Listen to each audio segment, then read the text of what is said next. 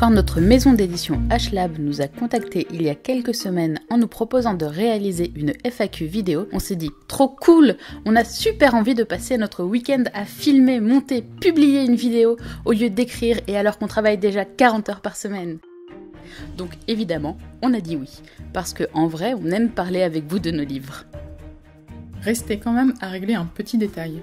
Pour plein de raisons qui nous concernent, ni Chloé ni moi, Tatiana, ne souhaitons trop exposer notre image sur internet.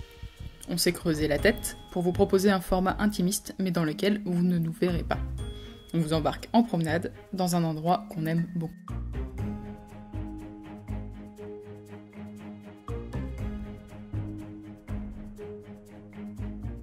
On écrit ensemble depuis l'âge de 15 ans parce qu'à l'époque on faisait du roleplay sur forum sur la thématique d'Harry Potter. Et on avait chacune un personnage. Donc moi j'avais déjà Naola à cette époque.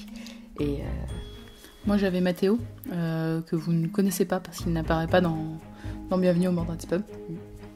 Et en fait, c'était du coup des personnages qui évoluaient dans l'univers d'Harry Potter. Donc c'était des petits sorciers qui avaient des pouvoirs magiques, qui allaient à l'école, qui vivaient des aventures, qui combattaient des mange-morts. On a beaucoup combattu de mange-morts.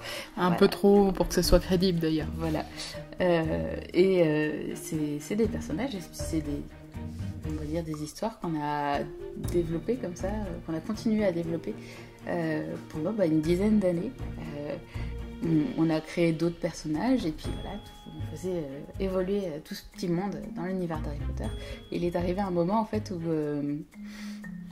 c'était plus possible, c'était plus cohérent. L'univers d'Harry Potter est devenu trop petit pour nous parce qu'on ne pouvait pas le modifier parce qu'il ne nous appartient pas.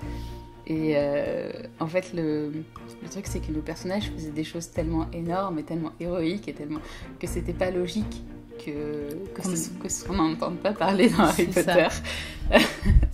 Et c'est ce qui nous a poussé en fait à nous détacher en fait de cet univers d'Harry Potter.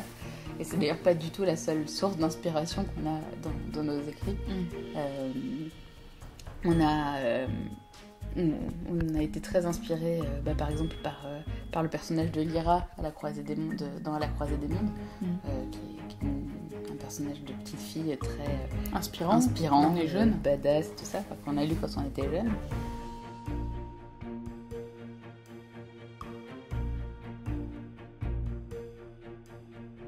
Alors du même style que les carnets de Madeleine, non. Parce que le carnet de Madeleine c'est un journal intime et qu'un journal intime on n'est pas du tout à l'aise sur ce type d'écriture. Ça a été une écriture compliquée.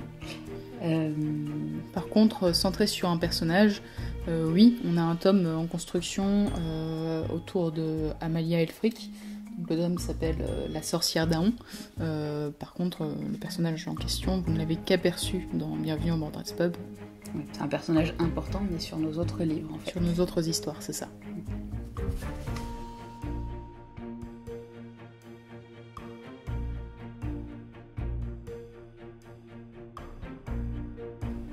C'est une question qui vient du fait que Bienvenue au Mordred's Pub a d'abord été publié sur Wattpad depuis 2015 et que sur la version publiée sur Wattpad, Taïja, la meilleure amie de Naola, était en fait un gars, Thomas.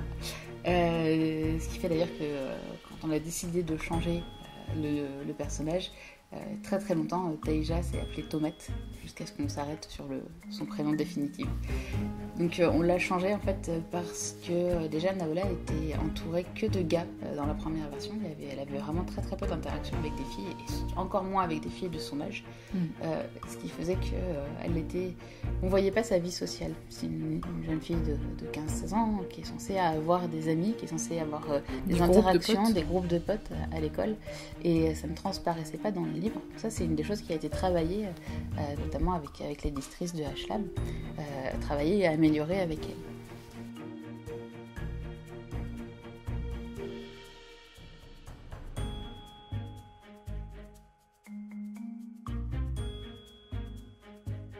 Alors pour Stuttgart, c'est plutôt simple. Il nous fallait une grande ville, non inondable, donc pas proche des côtes et pas proche d'un grand fleuve.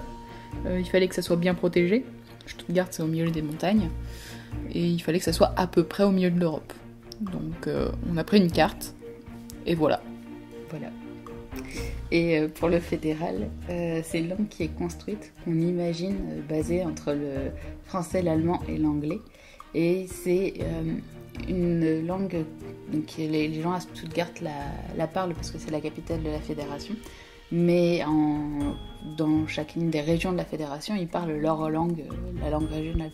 Donc à Paris, effectivement, ils parlent français. En Bretagne, ils parlent un mélange de français et de breton. Voilà. Donc, et en plus, ils apprennent le fédéral pour pouvoir échanger avec tous les gens au sein de la fédération du pays.